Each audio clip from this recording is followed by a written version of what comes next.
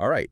So today we're diving deep into habits Habits. using Atomic Habits by James Clear as our guide. Oh, excellent choice. Yeah, and I know you're already familiar with the book. You even sent in some excerpts. Hmm. So we'll skip the basic summaries and really get into that, the stuff that can help you level up your habit game, Yeah, yeah. especially when it comes to managing those daily routines. Absolutely. Atomic Habits is a fantastic framework for understanding how habits work and how to actually change them. Exactly. And one of the things that struck me was this whole idea of tiny changes consistently applied Right. can lead to remarkable results over time. Yeah. Like Clear says, success is the product of daily habits, Mm. not once-in-a-lifetime transformations. Mm. I mean, that's That's powerful stuff. powerful, right? It really is. He calls this the power of tiny gains. Okay. And he uses some brilliant analogies to explain it. One Mhm. that stuck with me was comparing tiny gains to geological pressure, like over millions of years. Oh. Even the slightest pressure Oh, wow. can reshape mountains and Like the valleys. Grand Canyon, right? Exactly like that. That's Yes. such a vivid image. It really makes you realize that Yeah. even those seemingly insignificant daily choices can Yeah. have a significant impact over time, like, deciding to walk instead of taking the bus or biking. Absolutely. Yeah, or like compound interest. Oh, yeah. A classic example, a small amount invested consistently over time can grow into a substantial sum, right? Yeah. Same principle applies to habits. So It's those small, consistent actions that really create lasting change. Speaking of consistency, Clear talks about this thing called the Valley of Disappointment, Oh, yeah. where you're putting in the effort but not seeing any tangible results yet. Right. And I know you've mentioned is struggling with consistency in the past. Mm. I bet this resonates with you, doesn't it? Absolutely. It's so easy to get discouraged during that initial phase, you Yeah. know? When you're not seeing that immediate progress, it's Yeah. like our brains are wired for instant gratification, you know? Totally. We Yeah. want to see those results now. Right now. Yeah. But the key takeaway here is that building lasting habits is a long game. Yeah, you got to play the long game. It's about playing the long game. It really is. And that's where the challenge lies, right? Exactly. It's about trusting the process, staying consistent, even when you're not seeing those immediate rewards. It's tough, though. It is tough. It is. So how do we navigate that valley of disappointment? Because, Yeah. it's easy to talk about consistency, but it's hard to stay motivated when you feel like you're not getting anywhere. Yeah, for sure. That's a whole different It's a different ball game. ball game, yeah. Yeah, and that's where Clear's advice on shifting our focus from goals to identity comes in. Oh, interesting. Yeah, he suggests focusing on who you want to become Okay. rather than what you want to achieve. So it's less about, I want to lose 10 pounds. Right. And more about, Yeah, I'm the kind of person who prioritizes their health. I'm the type of person who prioritizes their health. Exactly. Got it. He argues that our actions ultimately reflect our identity. Okay. So if you see yourself as someone who, prioritizes their health, Mm-hmm. then making healthy choices becomes an extension of who you are, not something you force yourself to do. It's part of your identity. It becomes easier to stay consistent because you're aligning your actions with your self-image. That's powerful. It's a powerful concept, yeah. I remember the example he gives about voting. Oh, yeah. Like people who identify as voters are far more likely to actually vote Way more likely, yeah. than those who just think they should vote. Right, it's like their identity makes it automatic. Like it's just who they are. It's who they are, exactly. Yeah, and he applies this to all sorts of habits. Like if you see yourself as a writer, you're more likely to write regularly. Yeah. If you see yourself as an athlete, working out just becomes part of your routine. It's just part of who you are, yeah. So thinking about the excerpts that you sent in and the things you're trying to achieve, Right. what kind of identity do you envision for yourself? What kind of person do you want to become? That's a great question. And it's something I've been thinking a lot about. Yeah, and once you have that clear vision, Right. you can start to build those habits that support that vision, right? Absolutely. And that's where Clear's 4-step habit loop comes into play. Yes, the habit loop. He breaks down the mechanics of how habits are formed and how we can actually change them. It's a powerful framework. You know what I found really interesting? Clear's emphasis on how our environment Oh, yeah. plays a huge role in shaping our habits. Huge. He uses this phrase, context is the cue, Context is the key. meaning that we're not just reacting to internal cues like thoughts and feelings, but also to these external triggers in our surroundings. It's like our environment is constantly giving us these little nudges, influencing our behavior Yeah. without us even realizing it. It makes you realize that willpower isn't always enough. No, it's not. Like sometimes you need to actually change your environment Yeah, change your environment. to make those good habits easy. Well, easier on yourself, right? Yeah, and those bad habits harder. Exactly. And that's where those strategies make it obvious and make it invisible Hmm. come in, right? Oh, yeah, those are key. He's saying design your environment to make those good habits more prominent and those bad habits less accessible. It's like setting yourself up for success or failure, depending on how you design it. Right, you're kind of rigging the game in your favor. You got to rig the game, yeah. And that's not manipulation. It's just being smart. It's being strategic. Strategic, yeah. Yeah, and it's interesting how he talks about, the modern food industry has really mastered this art. They have, yeah. They have of to. manipulating our cravings. Like Right. he uses the example of French fries, Yeah. They're designed to be the perfect combination of salty, fatty, and crunchy. Oh, they're irresistible. Irresistible cravings, they trigger those dopamine receptors. It's like they figured out the code to our brains. They have. Yeah. It's kind of scary when you think about it. It is a little bit. But if we break down the habit loop, so it starts with a cue, something that triggers that craving. Right. That craving then leads to a response, which is the action you take. Mm-hmm. And then finally, you get a reward. The reward. Which reinforces the habit. Yeah, it's that feedback loop The feedback loop, yeah. that keeps us coming back for more. But what's fascinating is that dopamine, which is, the neurotransmitter associated with pleasure and motivation, Right. it plays a key role in this. Big time. But it's released after we take action, not before. That's the interesting part. Yeah. Yeah, it's the anticipation of the reward that motivates us, It's not the reward itself. not the experience So itself. it's all about the anticipation. Yeah, anticipation, yeah. Which is why breaking that loop Right. at any of those stages At any stage, can be effective. yeah, you can remove the cue, you can manage the craving, or you can make the response harder. So if you can remove the cue, Right. you're less likely to experience the craving. Exactly. If you can manage or redirect the craving, you can avoid that undesired response. Mm-hmm. And if you can make the response more difficult, Just make it harder. yeah, you can disrupt the whole cycle. Yeah, you break the chain. And that's where our environment comes back in. Environment is key. So powerful. It is. Because by changing our surroundings, we can make those good habits more obvious Mm-hmm. and those bad habits less accessible. Make it easier to do the right thing. Yeah. And harder to do the wrong thing. Exactly. So instead of relying solely on willpower, Right, willpower is overrated. we can actually design our environment to support the habits we want to build. You got to set yourself up for success. That's a game changer. It is a game changer, yeah. And that brings us to one of the coolest stories from the book, this study they did in Pakistan. Oh, yeah, the hand washing study. Oh, Yeah, the hand so washing. that was fascinating. Remind me what that was about again. So they were trying to increase hand washing rates in this neighborhood. Right. And they found that just telling people to wash their hands wasn't enough. Like common sense doesn't always prevail. No, it doesn't. Right. So they partnered with Procter & Gamble to provide this neighborhood with Safeguard soap. Okay. But this wasn't just any soap. This wasn't just your average bar of soap. It was designed to be more enjoyable to use. Wait, so they made hand washing more pleasurable? They made it fun. How'd they do that? Yeah, they turned it into this more sensory experience, I guess you could say. Interesting. Yeah, and the results were incredible. Really? Oh, yeah. The rate of diarrhea plummeted. Wow. Pneumonia, impetigo, all these diseases, they saw huge reductions Just by making hand washing more enjoyable. just by making it more enjoyable. Wow. Yeah, it shows the power of understanding human behavior Yeah. and designing interventions that actually work with our natural inclinations, not against them. So it's not about forcing ourselves to do things we hate. Yeah. It's about finding ways to make those desired habits more appealing. More appealing, more enjoyable, more fun.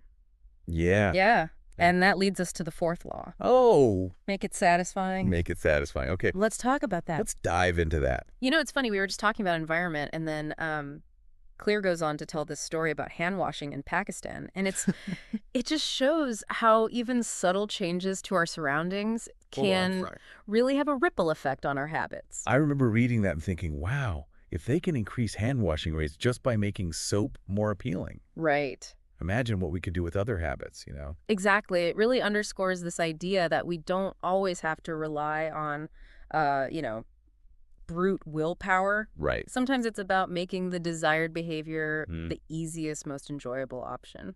Speaking of enjoyable, that leads perfectly into Clear's fourth law of behavior change. Hmm.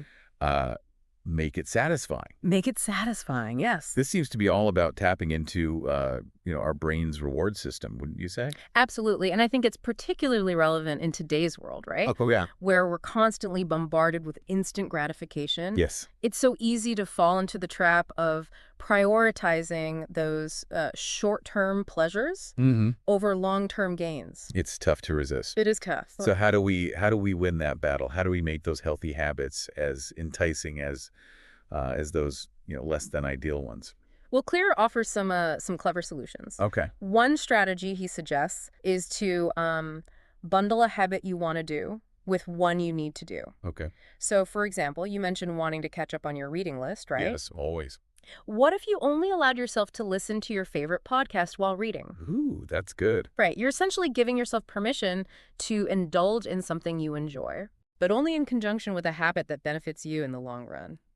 That's actually brilliant. I could see how that would make sticking to both habits Right. more enjoyable. Yeah. It's like tricking your brain into associating something pleasurable Yeah. with something that, might feel like a chore otherwise. That's a great way to put it. And he also talks about habit tracking, right? Like, marking an X on a calendar. Oh, yeah. Habit tracking is huge. Every day you stick to your habit, or using a habit tracking app. It's so effective. Have you ever tried that? Oh, absolutely. I'm a big fan of habit tracking. Yeah, there's something so satisfying about seeing that visual representation of your progress. It is. It's like a little pat on the back every time you add another X to that chain.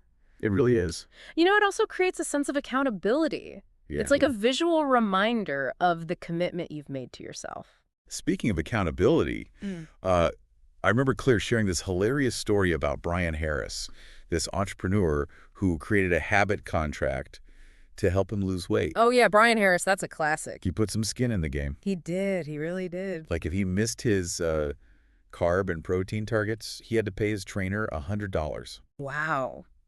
And if he forgot to weigh himself, he had to give his wife $500. Ooh, that's a big one. And there was even a consequence related to his beloved Auburn football team. Oh, yeah, the Alabama hat, right. Yeah, the Alabama hat I think if he skipped his sprints, he had to dress up for work every day and wear an Alabama hat. for the rest of the quarter. For the rest of the quarter, yeah. Oh, the horror. Talk about motivation, right? For an Auburn fan, that's like the ultimate punishment. It is. It's brilliant. Clearly it worked, though. It did. He lost the weight. So, sometimes we need that external accountability Sometimes we do.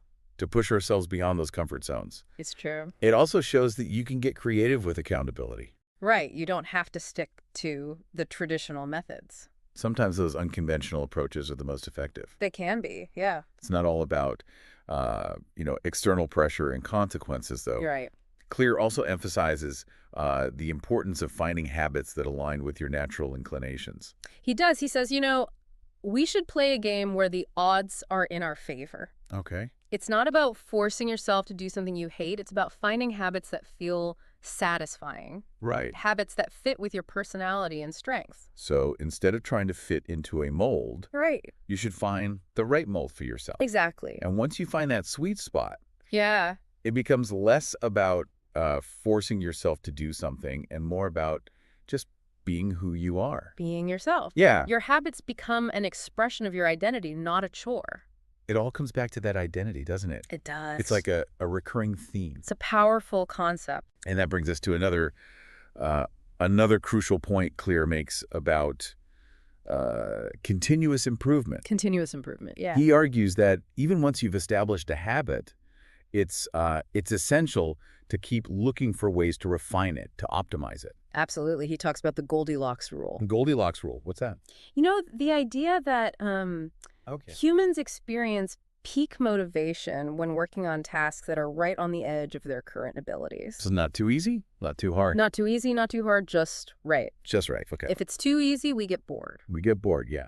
If it's too hard, we get discouraged. So it's about finding that sweet spot. That sweet spot, that challenge that keeps us engaged and growing. So how do we actually apply this Goldilocks rule to our habits? Like, how do we find that perfect level of challenge? Well, it requires a bit of a bit of self-awareness, you know, Self-awareness, yeah. and experimentation. Experimentation. You know, we need to pay attention to how we're feeling as we engage in our habits. Mm-hmm. If we're feeling bored or unchallenged, maybe we need to ramp things up a bit. Make it a little harder. Make it a little harder, yeah. And if we're feeling overwhelmed, maybe we need to dial things back. Right, scale it back a bit. Okay. Find that balance, that sweet spot that keeps us motivated. And engaged. And engaged, yeah. Which kind of ties back into what we were discussing earlier about the importance of continuous improvement, right? It does, yeah. Like not getting too attached to our existing routines. Being willing to adapt and evolve. Yeah, exactly. And another aspect of continuous improvement that Clear emphasizes is, you know, the willingness to embrace boredom. Boredom. Boredom. How can boredom be a good thing? Well, you know, he argues that Okay. it's easy to be enthusiastic at the beginning. Oh, yeah, in the honeymoon phase. Yeah, the honeymoon phase of a new project. When it's all exciting and new. Yeah, when we're seeing like rapid progress. But then it gets tough. But then it gets tough, yeah. Yeah. And it's the ability to show up consistently, even when we don't feel like it, that really separates the amateurs from the professionals. That's true. You know, it's about finding the discipline to stick with it, even when the initial excitement wears off. It's about falling in love with the process. It is. It's about finding that satisfaction in the process itself. Even when it feels mundane. Even when it feels mundane, yeah. I like that. You know, remember that quote we mentioned earlier? Yeah, yeah. The more you practice something, the more boring it gets. And the more boring it gets. The more you have to fall in love with boredom. It's a good one. It's a good one, right? It really highlights the importance of discipline, of showing up consistently, even when it's not glamorous or exciting. Like those elite athletes. Exactly. They train day in and day out. Day in and day out. Doing the same drills over and over again. It's that dedication, that commitment to the fundamentals Yeah. that allows them to achieve mastery. Mastery. And I think it's relevant to any area of life. Any area. Where we're striving for excellence, whether Yeah. it's writing, playing music, building a business, or just developing positive habits. It's that willingness to embrace the boring, repetitive aspects that ultimately leads to mastery. You know, it's amazing when you think about it. What's that? How much power we have over our own lives Oh, yeah. when we like truly understand how habits work. It really is empowering, isn't it? Yeah. And Clear just does a fantastic job of like breaking it down into these simple, actionable steps. He really does. He takes these complex psychological processes and makes them accessible to everyone. Totally. It's like he gives us the tools to become the architects of our own lives. He does. So I'm curious to hear your thoughts on this whole, this reflection ritual that he talks about. Oh, yeah. It seems like such a simple yet powerful practice. It is. It really is. What is it like? How would you describe it? Well, it's about, you know, taking a step back from the daily grind. Okay. And just intentionally carving out some time. Yeah. To assess your habits, your systems, your progress, you know. Like hitting the pause button. Hitting the pause button. And asking yourself, what's working? What's not working? Exactly. What can I do differently? It's about being proactive rather than reactive. You know, Okay. Taking ownership of your habits and making conscious choices about how you want to shape your life. I love that. And he emphasizes that this shouldn't just be like a one-time thing. No, it's got to be a regular practice. Yeah. Maybe weekly, monthly, whatever works for you. Like a regular checkup for your habit. Exactly, like a tune-up for your internal operating system. And just like, you know, we take our car in for a tune-up, Right. we shouldn't hesitate to give our habits a little TLC. Little TLC, yeah. Because, you know, our habits are evolving just like we are. They are. They're constantly changing. And that means sometimes we need to let go of some old beliefs or behaviors that no longer serve us. It's true. Sometimes we got to shed that old skin. But, you know, our habits shape our identity. Right. And our identity shapes our habits. It's a two-way street. So how do we break out of that cycle when our identity is, like, holding us back? That's where things get really interesting. Okay. Clear suggests that, you know, instead of trying to change your beliefs directly, focus on changing your actions. So it's not about thinking your way into a new way of acting. Right. It's about acting your way into a new way of thinking. Well, exactly. You start acting in new ways. Okay. And you start gathering evidence that supports a new identity.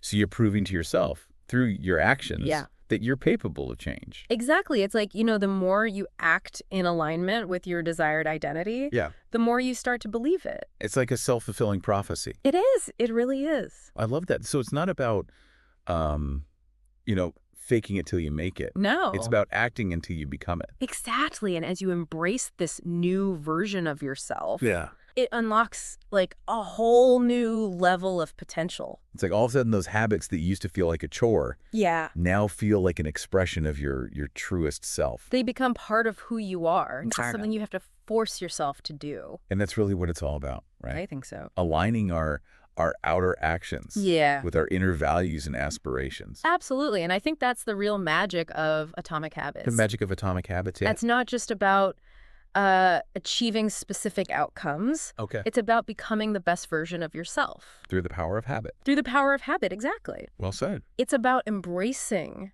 that journey of self-improvement. Yeah. Recognizing that every small step we take moves us closer to the person we want to be. On that note, Yeah.